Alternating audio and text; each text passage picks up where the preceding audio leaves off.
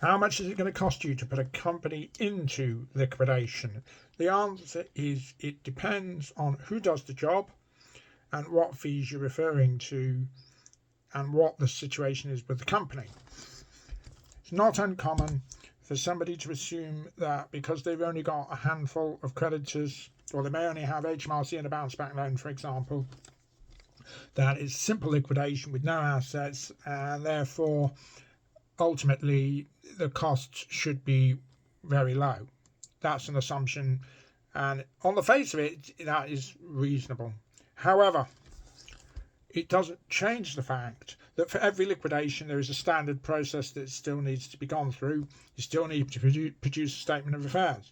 You still need to do what's known as the SIP6 Financial Information Report to creditors, which essentially explains the financial history of the company and explains the statement of affairs. You still need to comply with the company's constitution in terms of following the relevant procedure that is required in accordance with the articles of the company and the Companies Act to place the company into liquidation. You still need to do all the matters that require the onboarding of the client.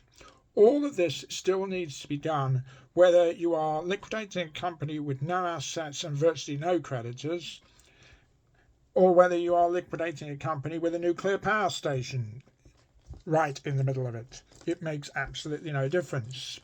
Of course, there are various other complicating factors. For example, how many shareholders have you got? Have you got 75% voting rights in your pocket to get the resolution through? Many different issues arise. Another common issue that people forget about is things like employees.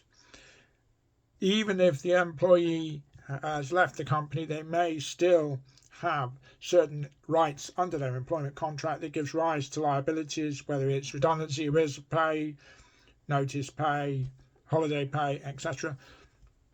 There's the question of the company's pension scheme. All these factors potentially complicate the situation that mean that what appears to be a simple little job is nothing of the kind.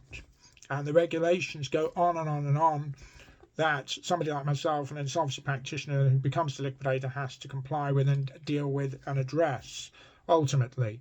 So costs can vary enormously from, for example, depending on whether the company is solvent or not, £1,500 plus VAT plus disbursements all the way up to 10, 15,000 and so on in order for you to get the company into liquidation. Then there are also liquidation fees in terms of dealing with the assets of the company once the company has gone into liquidation. It is not a straightforward situation that just because there's one or two creditors that the fee will necessarily be negligible.